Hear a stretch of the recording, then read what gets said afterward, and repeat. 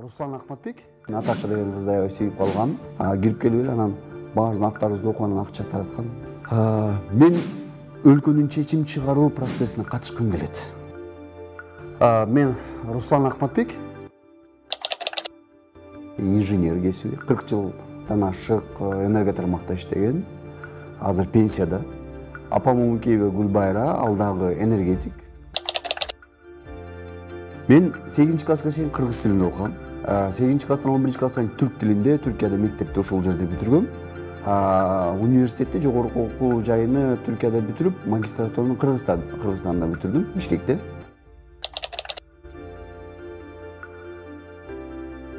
Ооба, мен бала бакчада азыр дагы эле эсимде Наташа деген кызды аябай сүйүп калгам. Мен ошол кыз каякта жүрдү болду экен, эмне кылып жүрдү болду экен аябай кээде ойлонуп коем да. Бирок ошол кезде мен ошол ата-энем дагы жакындарым ошо Наташа менен тамашалаганы, ошо бассам турсам Наташа деп эсимде бар да. Эң эле эсимде калганы биз ата менен апам менен балмуздак жегенди көп барчубуз. Ошол аябай эсимде калган. Анан велосипед сатып берип, атам менен апам алдыга кетип, мен аркасынан ошо велосипед тепкеним аябай эсимде. Ошол эсимде. Анан кар жааганда атам менен кар менен уччубуз.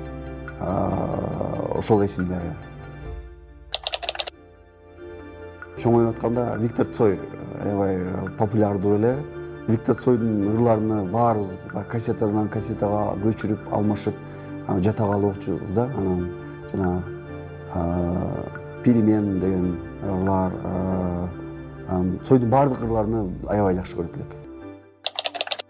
95-жылы мугалим болом деп ата-энеме айтсам, ата-энем көп жактырган эмес, анткени ал кезде мугалимдердин абалы эми азыр деле ошондой го, мугалимдердин баркы түшүп кеткен, маянасы, социалдык статусу. Англис тилинде мугалим болом деген, анан ата-энем көп жактырган жок. Мен кийин баягы ошол кезде ошол мугалимдер менен кеңешип экономист болоюн деп, экономика факультетине окушкам. Студент кезде абдан сонун өттү. Стамбул шаарында окудум мен. Абдан мегилтейген шаар, 20 миллиондук маданият, коомдук жашоо аябай кызыктуу. Студенттик союзубуз бар болчу, мен анын төрагасы болдум. Студенттер, Кыргызстан студенттери абдан ынтымактуу болчу. Көп долбоорлорду ишке ашырдык. Абдан кызыктуу сонун күндөр өттү. Ал кезде алма, сельхоз иш, чарба иштерине чыкчубуз.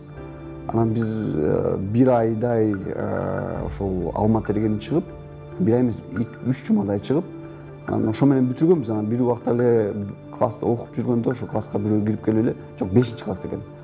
Кирип келип эле анан баардык аттарыбызды окуп анан акча тараткан. Ошондо мен биринчи акчам 7 рубль. Мен үчүн аябагандай чоң акча болгон.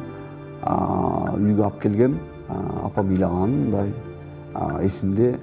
Анан бул мен абдан жакшы иш кылгам деп ушундай сезгем да. Үйгө акча алып келип, үйгө бирөөгө бериш, бул демек сонун иш экен деп ошондой эсимде калган да. Китеп окуйм. Сөзсүз күндө китеп окуйм. Бул мен балким эң жакшы адатым. Муну мен кийинге ойлондум, мен эмнеге окуйм деп. Атам китеп көп окуйт экен. Ошондон көрүп, ошондон калыптыр. Баягы эшикке чыкпай калбадыкпы? Үй бүлөлүк коммуникацияны биз жакшы билбейт экенбиз. Мен ошону өздөштүрдүк. Ошону үйрөнүш керек экен. Бул мындай өзүнөн өзү келбейт экен.